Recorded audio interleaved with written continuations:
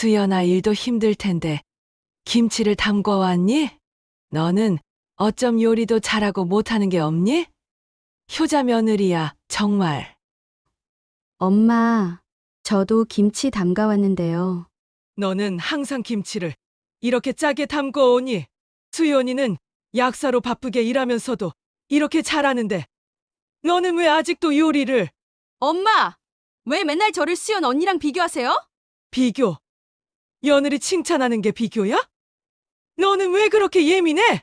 예민한 게 아니에요. 3년 전에도 그러셨잖아요. 우리 애 버릇없다고. 남편한테는 사위 주제에 나서지 말라고. 그래서 5년간 한 번도 못 온 거예요. 그렇게 섭섭하면 왜 제주도 여행은 가고 친정은 안 와? 엄마 무릎 수술 때도 안 왔으면서 제주도 갈 시간은 있었어? 여기 올 때마다 상처만 받는데 어떻게 와요? 엄마 눈에는 며느리만 보이고 딸은 안 보이잖아요. 안녕하세요, 여러분. 채널 편지의 다마입니다. 오늘 소개해드릴 사연은 부산에 사시는 67세 김순자 어머니의 이야기입니다. 30년 동안 전통시장에서 반찬 가게를 운영하시면서 딸 아들 둘을 키워내신 분이죠. 자식을 키우는 일 참 쉽지 않습니다. 특히 우리 세대는 먹고 살기도 힘든 시절에 아이들 교육시키느라 정말 온갖 고생을 다했죠. 새벽같이 일어나 시장에 나가고 밤늦게까지 일하면서도 아이들만큼은 제대로 가르쳐 보겠다고 악착같이 살았습니다. 순자 씨도 그랬습니다. 남편이 일찍 돌아가신 후 혼자 반찬 가게를 하면서 두 아이를 키웠어요. 큰딸 민지는 공부를 잘해서 명문대를 나왔고 지금은 서울 강남에서 외국계 회사 마케팅팀 과장으로 일하고 있습니다. 사위도 IT 회사 이사로 잘 나가는 사람이죠. 둘째 아들 태수는 부산에서 중학교 체육교사를 하고 있고 약사인 며느리 수연 씨와 함께 부산 연제구에 살고 있습니다. 이렇게만 보면 참 자식 복 많은 어머니 아닙니까? 딸은 서울에서 성공했고 아들은 가까운 곳에서 안정적인 직업을 가지고 살고 있으니까요. 그런데 순자 씨는 요즘 딸 때문에 속이 타들어갑니다. 아니, 정확히 말하면 피가 거꾸로 솟는다는 표현이 맞겠네요. 도대체 무슨 일이 있었던 걸까요? 지금부터 그 이야기를 들어보시겠습니다. 순자 씨의 큰딸 민지가 마지막으로 부산 친정에 온 게 언제였을까요? 정확히 5년 전입니다. 5년이라는 시간, 결코 짧은 시간이 아니죠. 어떻게 5년 동안 한 번도 친정에 오지 않을 수 있을까요? 서울에서 부산까지는 KTX로 2시간 반이면 도착합니다. 요즘 같은 세상에 거리가 문제가 되나요? 순자 씨는 처음에는 이해하려고 노력했습니다. 서울에서 직장 다니면서 바쁘겠지. 큰 회사 다니는데. 책임도 무겁고 일도 많겠지 하며 이렇게 스스로를 다독였어요. 명절이 다가올 때마다 순자 씨는 딸에게 전화를 했습니다. 민지야, 이번 추석에는 내려올 수 있겠니? 민지야, 설날에는 엄마 얼굴 좀 보자. 하지만 돌아오는 대답은 언제나 비슷했습니다. 엄마, 미안해요. 회사에서 프로젝트가 있어서요. 죄송해요. 남편 부모님 댁에 먼저 가야 해서요. 이번 연휴에는 해외 출장이 잡혀 있어요. 처음 몇 번은 그럴 수 있다고 생각했습니다. 요즘 젊은 사람들 직장 생활하면서 시간 내기 힘든 거 압니다. 게다가 사위 부모님도 계시니 그쪽도 신경 써야 하는 거 당연하죠. 하지만 1년이 지나고 2년이 지나고 3년이 지나도 똑같았습니다. 명절마다 어버이날마다 순자 씨 생신 때마다 딸은 오지 않았어요. 대신 딸이 보낸 건 무엇이었을까요? 돈이었습니다. 명절 때마다 100만 원씩, 생신 때마다 50만 원씩, 어버이날에도 용돈이라며 계좌로 송금을 했어요. 순자 씨는 그 돈을 받을 때마다 마음이 쓰라렸습니다. 내가 딸한테 돈이 필요해서 전화하는 게 아닌데. 엄마는 내 얼굴이 보고 싶은데. 라면서요.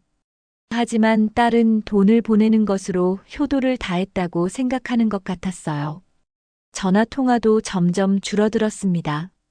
처음에는 일주일에 한 번은 통화를 했는데 점점 2주에 한 번, 한 달에 한 번으로 줄어들더니 요즘은 순자 씨가 먼저 전화하지 않으면 한 달이 넘도록 소식이 없을 때도 있었습니다.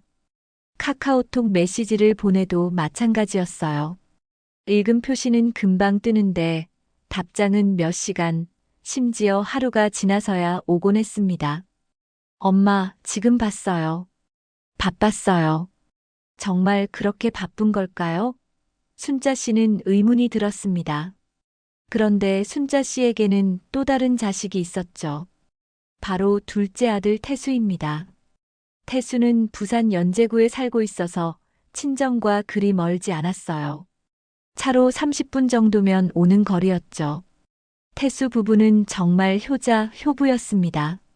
주말이면 빠짐없이 시장 반찬 가게에 들렀어요. 며느리 수연 씨는 약국 일이 바쁜데도 금요일 저녁이면 친정어머니 집에 와서 청소를 해주고 밀린 빨래를 해주고 냉장고를 채워주고 갔습니다. 어머니, 이번에 김장하시죠? 이번 주말에 김치 담그러 갈게요. 어머니, 요즘 날씨가 추운데 감기 조심하세요. 약국에서 비타민 좋은 거 가져왔어요. 아들 태수도 마찬가지였어요. 시장에 물건 들어오는 날이면 아침 일찍 나와서 무거운 것들을 날라주고 반찬 가게 청소도 하고 고장난 냉장고도 고쳐주었습니다. 명절 때는 두말할 것도 없었죠. 명절 전날부터 와서 제사 준비를 도와주고 제사 지내고 다음 날까지 머물다 갔습니다. 순자 씨는 이런 며느리와 아들을 볼 때마다 정말 고마웠어요. 내가 전생에 무슨 복을 쌓았길래 이런 며느리를 얻었을까 싶었죠. 그런데 이상하게도 그 고마운 마음 한편에는 섭섭함이 자리 잡고 있었습니다. 왜냐하면 자꾸만 큰딸과 비교가 되었거든요. 민지는 서울에서 큰 회사 다니면서 돈도 잘 버는데 왜 엄마한테는 이렇게 무심한 걸까? 태순애는 돈은 민지만큼 못 벌어도 이렇게 효도를 하는데 이런 생각이 들 때마다 순자 씨는 딸이 더 야속하게 느껴졌습니다. 결정적인 사건은 작년에 일어났습니다. 순자 씨는 오랜 시장 생활로 무릎이 많이 상했어요. 30년 동안 하루 종일 서서 일하고 무거운 물건을 나르고 좁은 가게 안에서 쪼그려 앉았다 일어났다를 반복하다 보니 무릎 연골이 다 닳아버린 거죠. 병원에 가니 의사 선생님이 말했습니다. 환자분, 이제는 수술을 해야 할 것 같습니다. 더 이상 미루면 나중에는 걷기도 힘들어질 수 있어요. 순자 씨는 수술 날짜를 잡고 두 자식에게 연락을 했습니다. 아들 태수는 즉시 반응했어요. 엄마, 수술날 제가 병원 가 있을게요. 수연이랑 같이 갈게요. 며느리 수연 씨도 전화를 걸어왔습니다. 어머니, 걱정 마세요. 제가 약사니까 수술 후에 어떤 약 드셔야 하는지, 재활은 어떻게 해야 하는지 다 알아볼게요. 그리고 큰딸 민지에게도 전화를 했죠. 민지야, 엄마가 다음 주에 무릎 수술을 받는다. 큰 수술은 아니지만 그래도 전신 마취를 하는 거라서. 전화를 받은 민지는 놀란 목소리로 말했습니다. 엄마, 수술이요? 언제요? 다음 주 화요일이다. 아이고, 엄마. 그런데 제가 다음 주에 큰 프레젠테이션이 있어요. 해외 본사에서 임원들이 오는데 제가 발표를 해야 해서요. 순자 씨는 실망스러웠지만 이해하려고 했어요. 그래, 그럼 수술 끝나고라도 올 수 있겠니? 엄마, 그 주 내내 일정이 빡빡해요. 프레젠테이션 준비하고 그 다음 날은 평가 회의가 있고. 정말 죄송해요. 대신 간병인 비용 보낼게요. 아니다. 그런 거 필요 없다. 내 동생이 와준다고 했어. 그래도 엄마, 제가 돈이라도 보내야 마음이 편할 것 같아요. 100만 원 보낼게요. 전화를 끄는 순자 씨는 한숨이 나왔습니다. 돈은 뭐하러? 엄마는 내가 보고 싶은데. 수술 당일 아들 태수와 며느리 수연 씨가 새벽부터 병원에 와 있었어요. 수술실에 들어가기 전 며느리가 순자 씨의 손을 꼭 잡아주며 말했습니다. 어머니, 걱정하지 마세요. 저희가 여기 있을게요. 수술 잘 받고 나오세요. 수술은 성공적이었습니다. 하지만 회복 과정은 생각보다 힘들었어요. 전신마취에서 깨어나고 통증이 밀려오고 화장실도 혼자 가기 힘들었습니다. 며느리 수연 씨는 그날 밤 병원에서 간병을 자청했어요. 약사로 일하느라 피곤할 텐데도 밤새 순자 씨 곁을 지켰습니다. 화장실 가는 것도 도와주고 물 먹는 것도 도와주고 한밤중에 통증이 심해지면 간호사를 불러주고 등을 쓸어주며 위로해 주었죠. 어머니, 조금만 참으세요. 수술 후에는 원래 이렇게 아픈 거예요. 내일 아침이면 훨씬 나아질 거예요. 다음 날 아침 아들 태수가 출근 전에 병원에 들렀습니다. 엄마, 어제 밤은 좀 어떠셨어요? 수연이가 잘 챙겨줬죠? 그래, 내 와이프 덕분에 잘 지냈다. 고마워. 순자 씨는 말을 잇지 못하고 눈물을 흘렸어요. 그때 핸드폰에 카카오톡 알림이 왔습니다. 딸 민지였죠.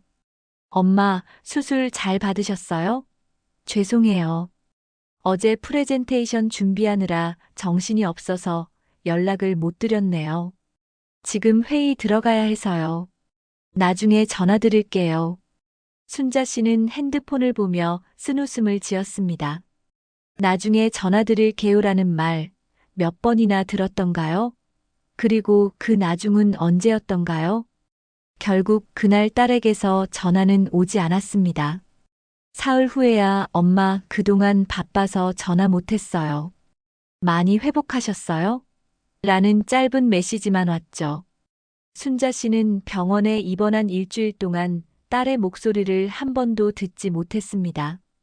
퇴원 후 집에서 회복하는 동안에도 며느리 수연 씨가 매일 들렀어요. 약을 챙겨주고 재활 운동을 도와주고 밥을 해주고 집안일을 해주었습니다. 어머니, 무릎 수술 후에는 재활이 제일 중요해요.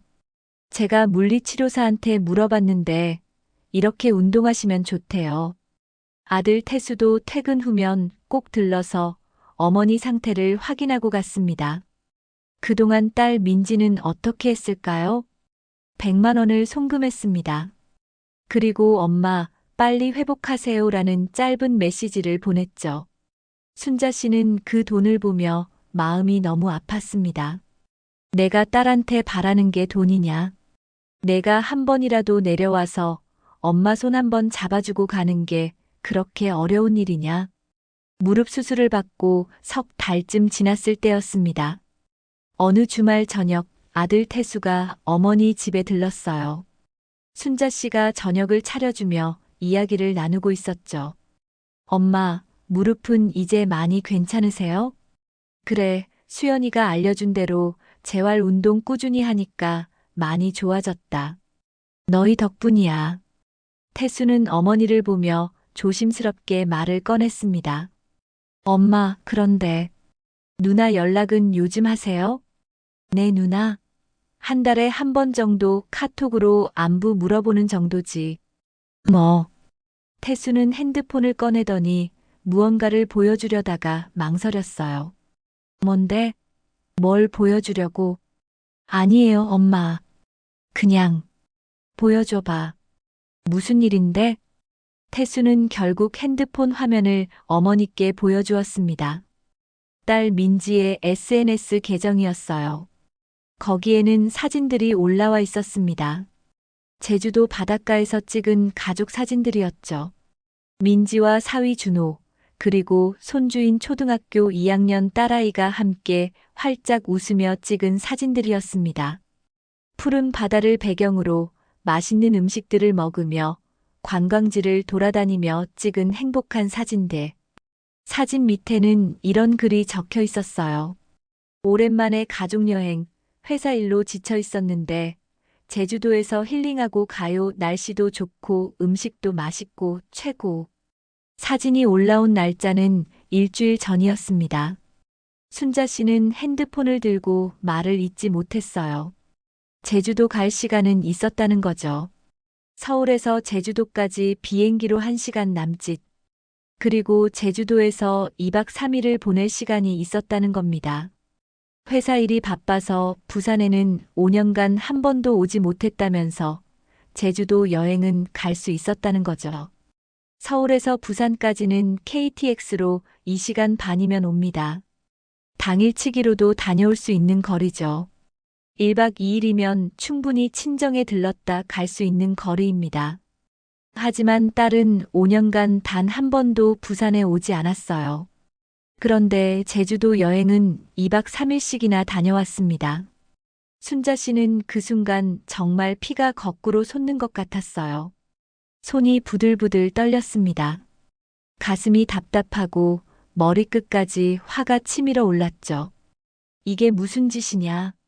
이게. 엄마, 진정하세요. 혈압 오르시겠어요. 태수가 어머니를 걱정하며 물을 떠다 드렸습니다. 순자 씨는 물을 마시며 눈물을 흘렸어요. 회사 일이 바빠서 못 온다고 했잖아. 시간이 없다고 했잖아. 그런데 제주도 여행은 가면서 친정에는 왜 5년간 한 번도 안 오는 거냐? 엄마, 누나도 사정이 있을 거예요. 제주도는 가족들 휴가로 간 거고, 휴가 낼 시간은 있으면서 친정 올 시간은 없다는 게 말이 되냐? 제주도에서 놀 시간은 있으면서 엄마 얼굴 볼 시간은 없다는 게. 태수는 어머니를 달래려 했지만 순자 씨의 마음은 이미 너무 상처받은 상태였습니다. 엄마가 무릎 수술 받았을 때도 한 번 안 내려왔어. 전화 한 통이면 되는 건데 그것도 제대로 안 했어. 그러면서 제주도 여행은 신나게 다녀왔다는 거지. 순자 씨는 그날 밤 잠을 이루지 못했습니다. 머릿속에서 딸의 제주도 여행 사진이 계속 떠올랐어요. 바닷가에서 활짝 웃고 있는 딸의 모습, 행복해 보이는 가족의 모습. 나는 내 가족이 아니냐?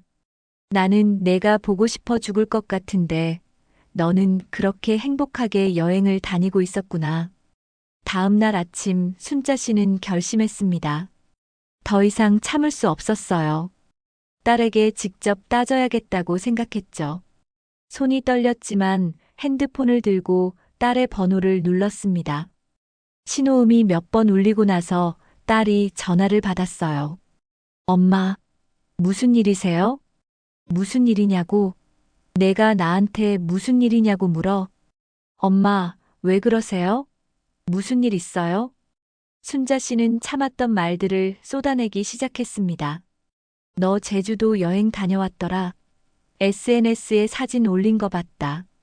전화기 너머로 잠시 침묵이 흘렀습니다.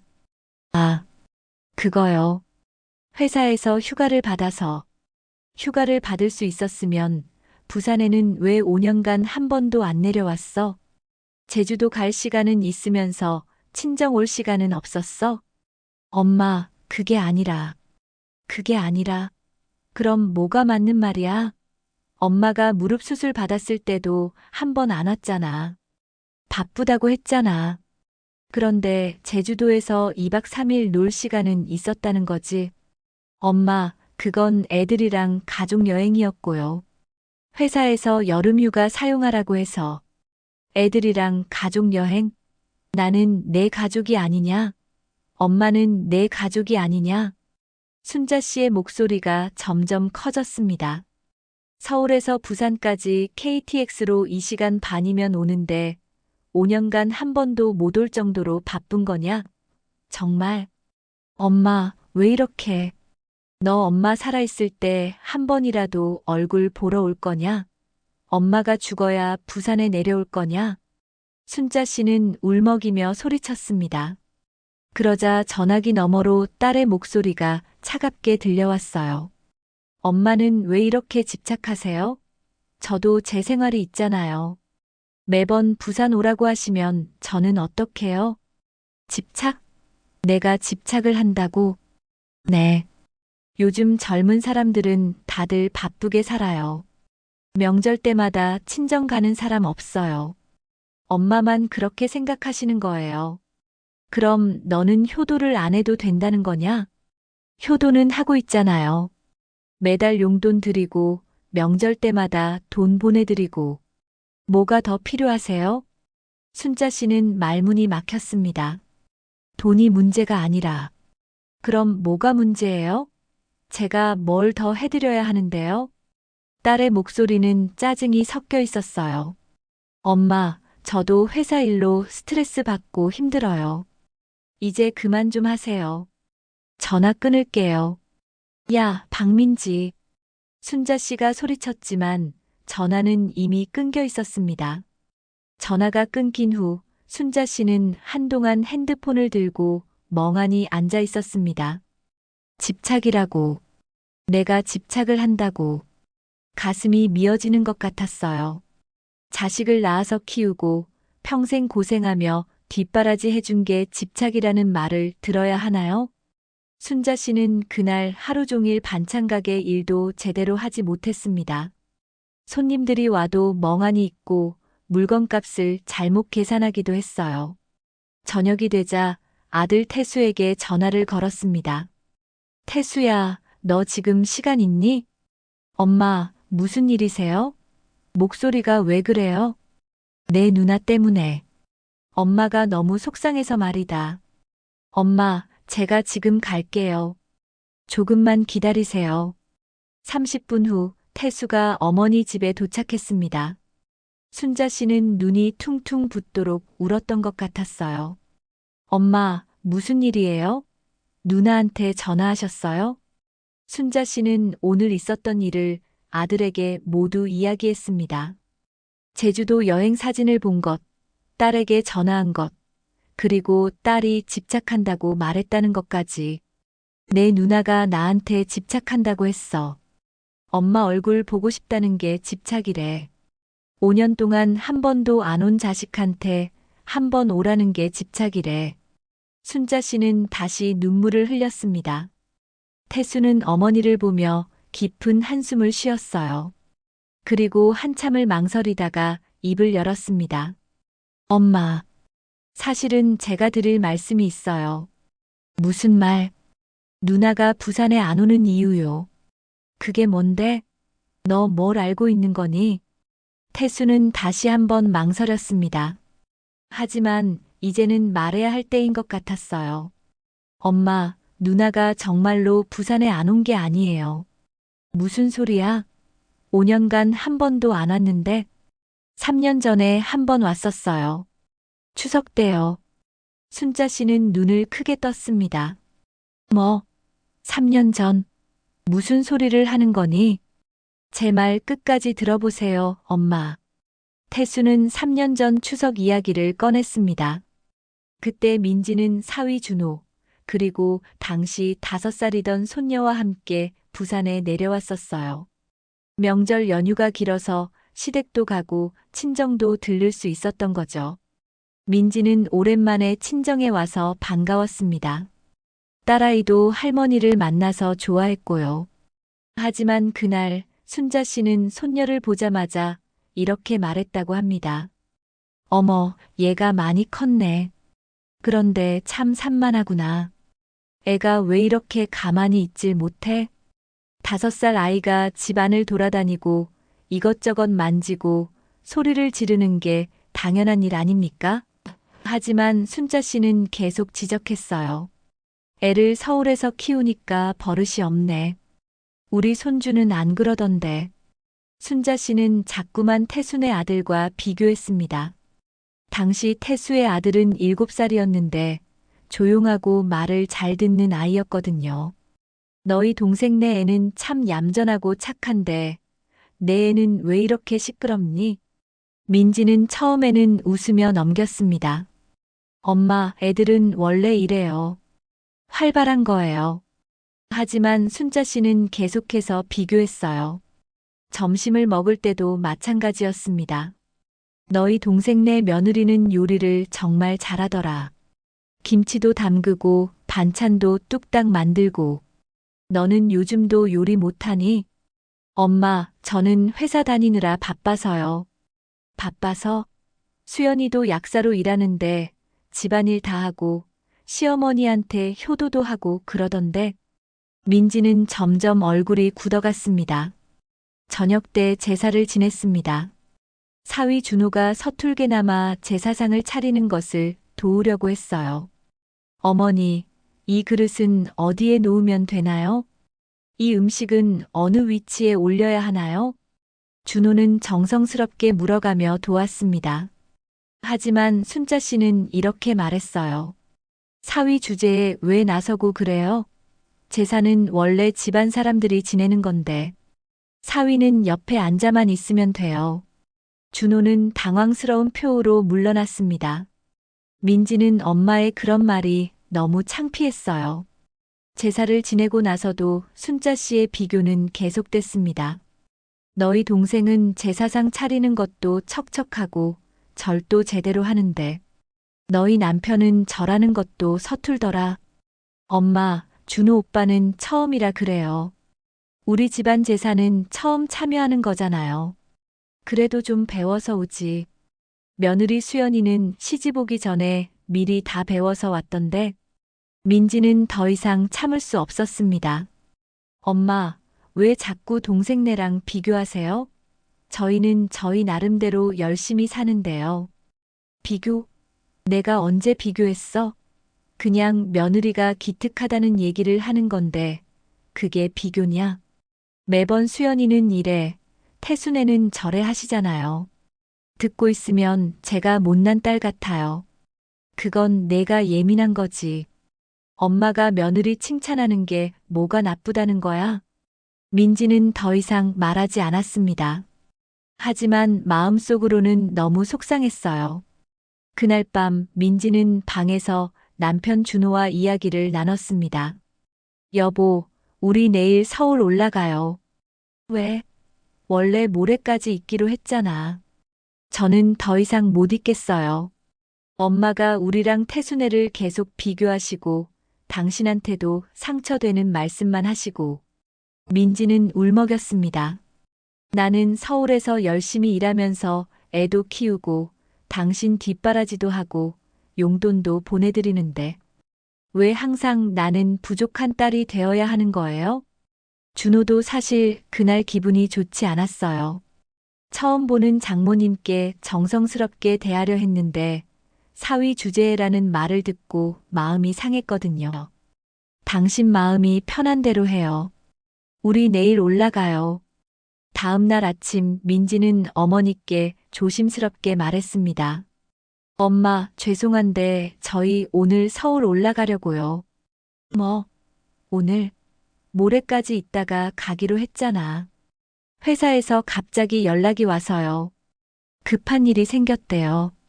순자 씨는 의심스러운 눈초리로 딸을 봤습니다. 정말 회사 일이야? 아니면 엄마랑 있기 싫어서 그러는 거야? 민지는 잠시 망설이다가 솔직하게 말했어요. 엄마, 저희도 부산 오고 싶어요. 정말로요. 그런데 올 때마다 상처만 받아요. 상처? 내가 너한테 무슨 상처를 줬다는 거야? 엄마는 맨날 동생네랑 저희를 비교하세요. 수연 언니는 어떻고, 태수는 어떻고. 저는 엄마 눈에 항상 부족한 딸인 것 같아요. 그건 내가 오해하는 거고. 오해가 아니에요, 엄마. 어제 하루 종일 몇 번이나 비교하셨는데요.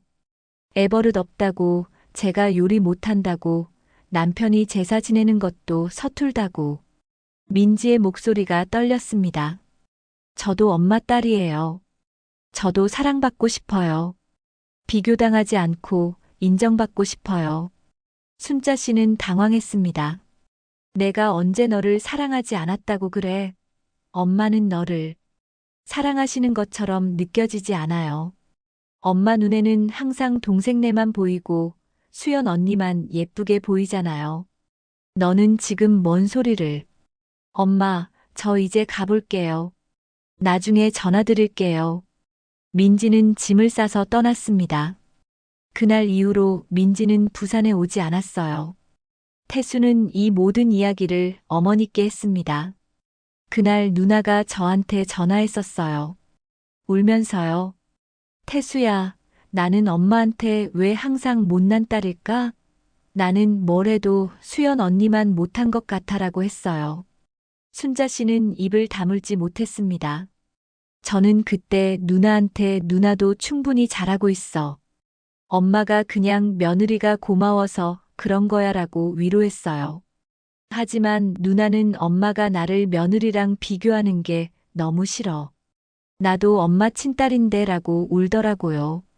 내가 그랬어? 엄마는 기억 못 하실 수도 있어요. 하지만 누나는 다 기억하고 있었어요. 하나하나 다요. 태수는 계속 말을 이어갔습니다. 그 후로 명절 때마다 누나한테 이번에는 내려올 거냐고 물어봤어요. 누나는 태수야, 나는 부산 가고 싶어. 엄마 보고 싶어. 그런데 갈 때마다 마음만 다쳐서 오는데 어떻게라고 했어요. 순자 씨의 눈에 눈물이 고였습니다. 그래서 누나는 돈을 보내는 거예요. 돈으로라도 효도하고 싶은 거죠.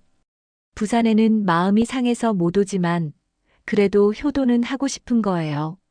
그럼 요즘도 그런 마음이라는 거니? 네. 누나가 요즘 저한테 가끔 말해요. 엄마 건강하시지? 엄마한테 잘해드려. 나는 부산 가면 또 상처받을까봐 무서워라고요. 순자 씨는 고개를 떨궜습니다. 제주도 여행 갔던 것도 그게 누나가 처음 낸 휴가였대요. 회사에서 5년 만에 처음으로 긴 휴가를 받은 거래요. 그런데 왜 부산은 안 왔어? 무서웠대요.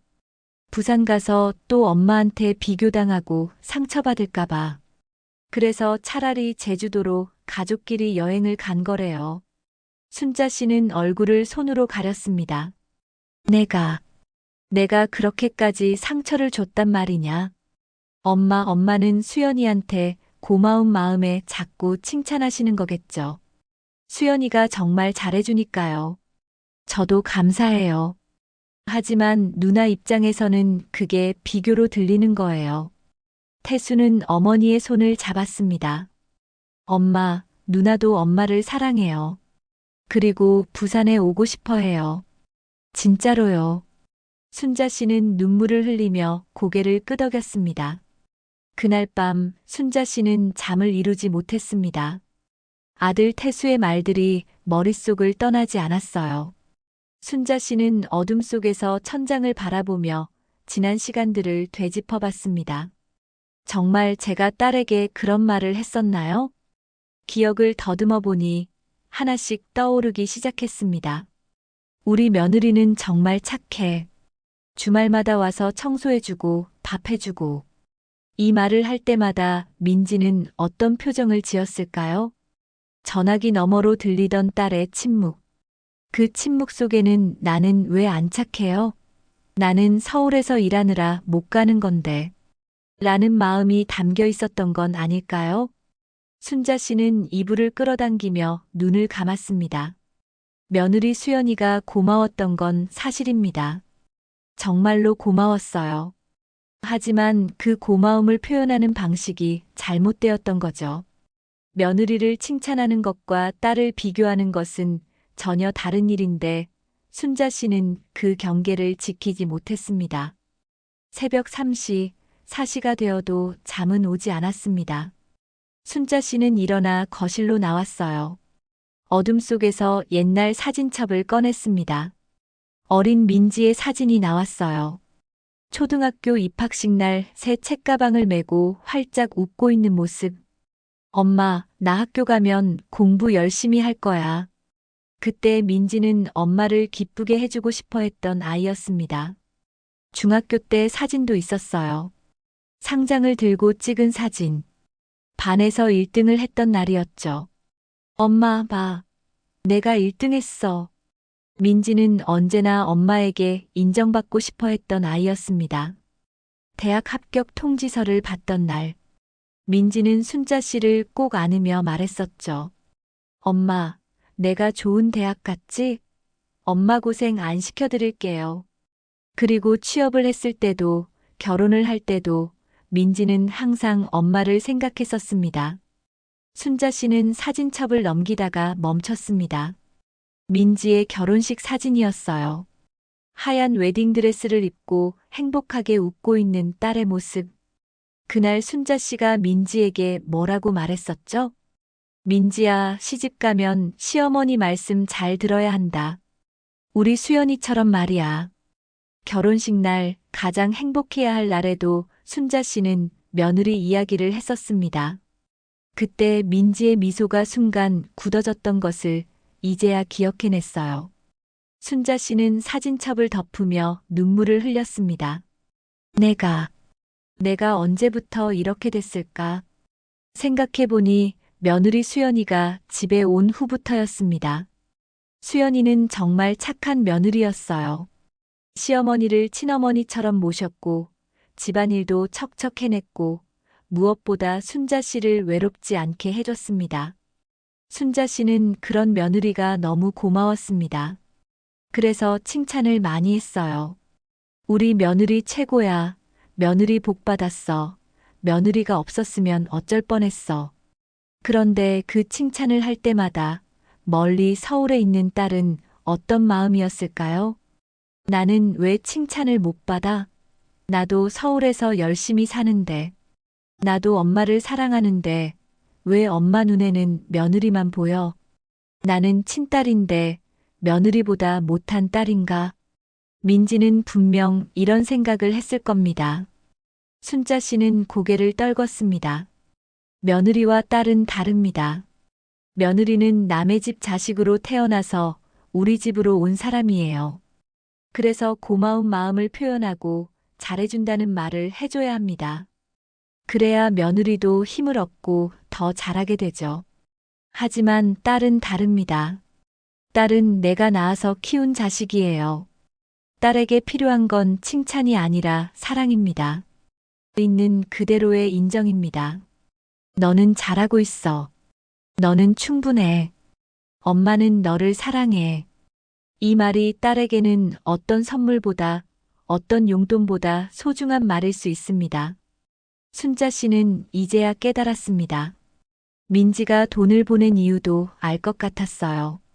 부산에 오면 마음이 아프니까 대신 돈으로라도 효도하고 싶었던 거겠죠. 엄마, 저 돈은 벌 수 있어요. 그러니까 이걸로 효도할게요. 그냥 저를 사랑해 주세요. 민지의 마음이 이랬을 거예요. 순자 씨는 핸드폰을 집어들었습니다. 새벽 5시였습니다. 너무 이른 시간이지만 지금 전화하지 않으면 용기가 나지 않을 것 같았어요. 전화를 걸었습니다. 신호음이 길게 울렸습니다. 한참 후에 딸이 전화를 받았어요. 잠에 덜 깬 목소리였습니다. 엄마, 지금 새벽인데요. 무슨 일이세요? 민지야, 엄마가 미안하다. 전화기 너머로 침묵이 흘렀습니다. 순자 씨는 떨리는 목소리로 계속 말했습니다. 어제 내 동생한테 다 들었다. 3년 전에 너한테 상처를 줬다는 거. 너를 자꾸 수연이랑 비교했다는 거. 엄마가 정말 몰랐다. 내가 그렇게 마음 아파하고 있는 줄. 엄마가 너무 무신경했구나. 민지는 아무 말도 하지 않았습니다. 하지만 순자 씨는 알 수 있었어요. 딸이 울고 있다는 걸. 민지야, 엄마는 너를 사랑한다. 수연이도 좋지만 너는 엄마가 낳아서 키운 딸이잖아. 엄마의 피를 나눈 자식이잖아. 엄마, 너는 서울에서 충분히 잘하고 있어. 회사 다니면서 애 키우고 집안일하고 그것만으로도 대단한 거야. 엄마가 그걸 몰라봤어. 순자 씨의 목소리도 떨렸습니다. 엄마가 며느리 칭찬한 건 정말 고마워서 그런 거였어. 근데 그게 너한테는 비교로 들렸구나. 엄마가 바보 같았어. 엄마, 저도 알아요. 엄마가 나쁜 뜻으로 그런 건 아니라는 거. 아니야. 나쁜 뜻이 아니어도 상처는 상처야. 엄마가 조심했어야 했어. 둘은 한참 동안 말없이 울었습니다. 그렇게 몇 분이 흘렀을까요? 민지가 먼저 입을 열었습니다. 엄마, 저도 미안해요.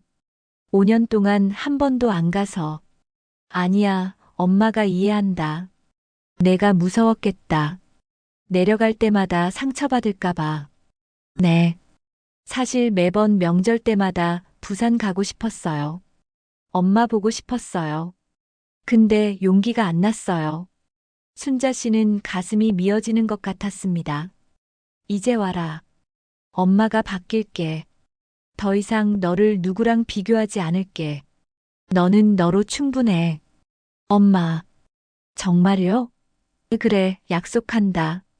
이제부터 엄마는 내가 있는 그대로 너를 사랑할 거야. 민지의 목소리가 밝아졌습니다. 엄마, 그럼 저 이번 주말에 부산 갈게요. 남편이랑 애랑 같이요.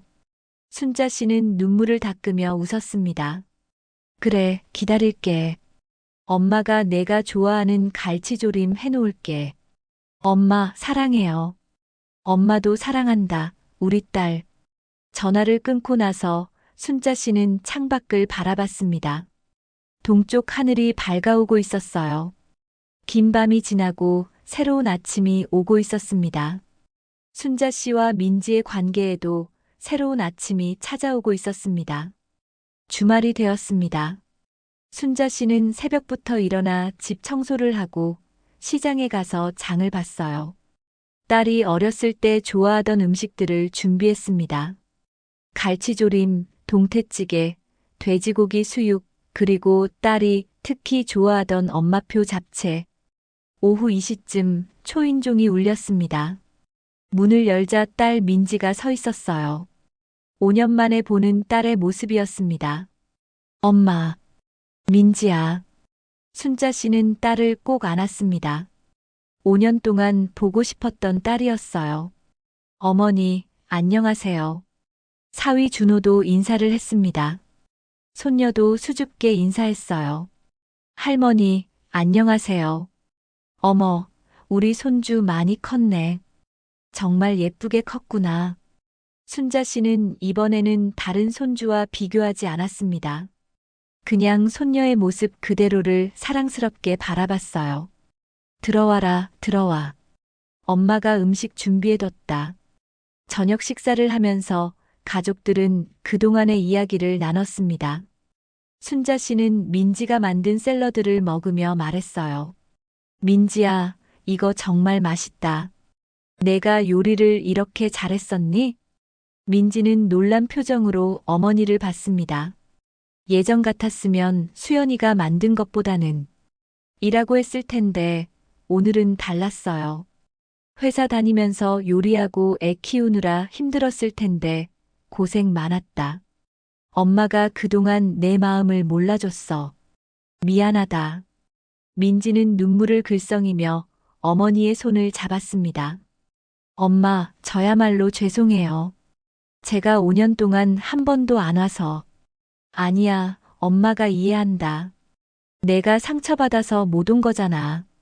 사위 준호도 조심스럽게 말했습니다. 어머니, 저희가 더 자주 내려올게요. 앞으로는요. 고맙다, 사위. 지난번에는 내 마음 상하게 해서 미안했다. 사위도 소중한 가족이야. 준호는 감동한 표정으로 고개를 끄덕였습니다. 저녁을 먹고 나서 순자 씨와 민지는 단둘이 이야기를 나눴어요. 엄마, 저 이제 알았어요. 엄마가 수연 언니 칭찬하신 건 정말 감사해서 그런 거였다는 거요. 그래, 수연이가 정말 잘해줘서 고마웠어. 그런데 그게 너를 비교하려던 건 아니었단다. 알아요, 엄마. 제가 너무 예민하게 받아들였나 봐요. 아니야, 엄마가 조심했어야지. 딸과 며느리는 다르잖아. 며느리는 칭찬해주면 더 잘하지만 딸은 엄마가 그냥 있는 그대로 사랑해줘야 하는 거였어. 순자 씨는 딸의 머리를 쓰다듬었습니다. 너는 서울에서 열심히 살고 있잖아. 직장 다니면서 애 키우고 집안일하고. 그것만으로도 충분히 대단한 거야. 엄마, 앞으로는 부담 갖지 말고 자주 와라. 엄마가 너를 있는 그대로 사랑할게. 민지는 어머니 품에 안겨 울었습니다. 그날 밤 민지 가족은 순자 씨 집에서 묵었어요. 오랜만에 친정 이불을 덮고 자는 딸, 손녀와 함께 자는 순자 씨. 5년 만에 다시 찾은 평화로운 밤이었습니다. 다음 날 아침 아들 태수와 며느리 수연도 들렀습니다. 오랜만에 온 가족이 한자리에 모였어요. 순자 씨는 두 자식과 며느리 사위, 그리고 손주들을 보며 흐뭇하게 웃었습니다. 수연아, 그동안 정말 고마웠어. 내가 없었으면 엄마가 많이 힘들었을 거야. 어머니, 당연한 일 했을 뿐이에요. 아니야, 당연한 게 아니지. 정말 고맙다. 그리고 순자 씨는 민지를 보며 말했어요. 민지야, 너도 서울에서 열심히 살면서 용돈도 보내주고 나름대로 효도해줬어. 엄마가 그걸 몰라봤네. 엄마, 이제부터는 자주 보자. 꼭 명절 때만 올 필요 없어. 그냥 시간 날 때 편하게 와라. 엄마가 기다릴게. 민지는 눈물을 닦으며 고개를 끄덕였습니다. 네, 엄마. 이제는 자주 올게요. 약속할게요. 점심을 먹고 민지 가족이 서울로 돌아가기 전 순자 씨는 딸의 손을 꼭 잡았습니다. 민지야, 엄마가 깨달았다. 자식을 사랑하는 방법에도 지혜가 필요하다는 걸. 딸과 며느리는 다른 거야. 며느리한테는 고마운 마음을 표현해야 하지만 딸한테는 있는 그대로의 사랑을 줘야 하는 거더라. 순자 씨는 민지의 얼굴을 쓰다듬었습니다. 너는 너대로 충분히 잘하고 있어. 비교할 필요가 없는 거야. 너는 엄마의 소중한 딸이니까. 민지 가족이 차를 타고 떠나는 모습을 보며 순자 씨는 손을 흔들었어요. 차가 멀어져 가는 모습을 보면서 순자 씨는 생각했습니다. 5년이라는 시간이 필요했구나. 내가 깨달음을 얻기 위해서는. 옆에 서 있던 아들 태수가 말했습니다. 엄마, 잘하셨어요. 누나도 이제 편하게 부산에 올 수 있을 것 같아요. 그래, 엄마가 잘못을 깨달았으니까. 이제라도 깨달은 게 다행이다. 며느리 수연도 순자 씨의 손을 잡았습니다. 어머니, 저도 앞으로 더 잘할게요. 그리고 언니가 올 때 제가 비교 대상이 되지 않도록 조심할게요. 아니야, 수연아. 너는 내가 하던 대로 하면 돼. 엄마가 조심하면 되는 거야. 너는 정말 착한 며느리야. 순자 씨는 며느리를 안아주었습니다. 그날 저녁 순자 씨는 오랜만에 마음 편하게 잠들 수 있었습니다. 딸과의 관계도 회복되고 자신의 잘못도 깨달았으니까요. 그로부터 한 달 후 민지는 정말로 부산에 다시 내려왔습니다. 이번에는 혼자 왔어요. 남편과 아이는 서울에 두고 1박 2일로 친정에 온 거죠. 엄마, 저 왔어요. 어머, 민지야. 혼자 왔니? 네, 엄마랑 단둘이 시간 보내고 싶어서요. 순자 씨는 딸과 함께 시장 구경도 하고 바닷가도 산책했습니다. 저녁에는 딸이 어렸을 때 자주 갔던 식당에 가서 밥을 먹었어요. 엄마, 이 식당 아직도 있네요. 어렸을 때 여기서 냉면 먹었던 거 기억나요? 그럼 엄마가 기억하지. 내가 냉면 좋아해서 자주 왔었잖아. 그때가 그립네요. 이제부터 또 추억 만들면 되지. 딸과 어머니는 손을 잡고 걸었습니다. 그날 밤 민지는 어렸을 때 자던 방에서 잤어요. 어머니 손을 잡고서요. 엄마, 다음 달에도 올게요. 그래, 기다릴게. 우리 딸. 순자 씨는 딸의 손을 꼭 잡았습니다. 5년간 친정에 오지 않았던 딸. 하지만 그건 딸의 잘못이 아니었다.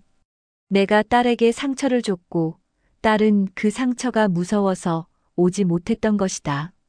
순자 씨는 깨달았습니다. 자식은 서로 비교하는 게 아니라 각자의 자리에서 사랑해줘야 한다는 것을, 며느리에게 고마운 것과 딸을 사랑하는 것은 별개의 일이라는 것을, 그리고 무엇보다 사랑을 표현하는 방법이 중요하다는 것을. 이제 순자 씨는 두 자식 모두와 좋은 관계를 유지할 수 있게 되었습니다. 딸은 더 이상 상처받지 않고 편하게 친정에 올 수 있게 되었고, 며느리와의 관계도 여전히 좋았습니다. 무엇보다 순자 씨 자신이 편안해졌어요. 더 이상 딸 때문에 속상해하지 않아도 되고, 자책하지 않아도 됐으니까요. 여러분, 오늘 이야기는 여기까지입니다. 우리는 때때로 자식들을 비교하곤 합니다. 나쁜 뜻이 아니에요. 그냥 한 명을 칭찬하고 싶어서, 고마운 마음을 표현하고 싶어서 그러는 거죠. 하지만 그 칭찬이 다른 자식에게는 상처가 될 수 있다는 걸 기억해야 합니다. 특히 며느리와 딸은 다릅니다. 며느리는 남의 집 자식으로 태어나서 우리 집으로 온 사람이에요. 그래서 고마운 마음을 표현하고 칭찬해줘야 합니다. 하지만 딸은 우리가 낳아서 키운 자식이에요. 딸에게 필요한 건 칭찬보다는 있는 그대로의 사랑입니다. 오늘 이야기의 순자 씨처럼 많은 부모님들이 자식을 사랑하지만 표현 방법을 몰라서 오해를 만들곤 합니다. 하지만 중요한 건 깨닫는 거예요. 그리고 고치는 거죠. 순자 씨는 5년이 걸렸지만 결국 깨달았고 딸과의 관계를 회복했습니다. 여러분도 혹시 자식들을 비교하고 계시진 않나요? 한 자식을 칭찬하면서 다른 자식에게 상처를 주고 있진 않나요? 오늘 이 이야기를 듣고 한번 생각해 보시면 좋겠습니다. 그리고 자식에게 전화 한 통 해보세요. 너는 충분히 잘하고 있어. 엄마는 너를 사랑해. 이 한마디가 자식의 마음을 얼마나 따뜻하게 해줄지 모릅니다. 자식과의 관계가 멀어진 것 같다면 늦지 않았습니다.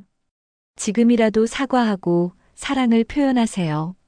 순자 씨와 민지처럼 여러분도 자식과의 관계를 회복할 수 있을 겁니다. 오늘도 이야기를 들어주셔서 감사합니다. 구독, 좋아요는 영상을 만들어가는데 큰 힘이 됩니다.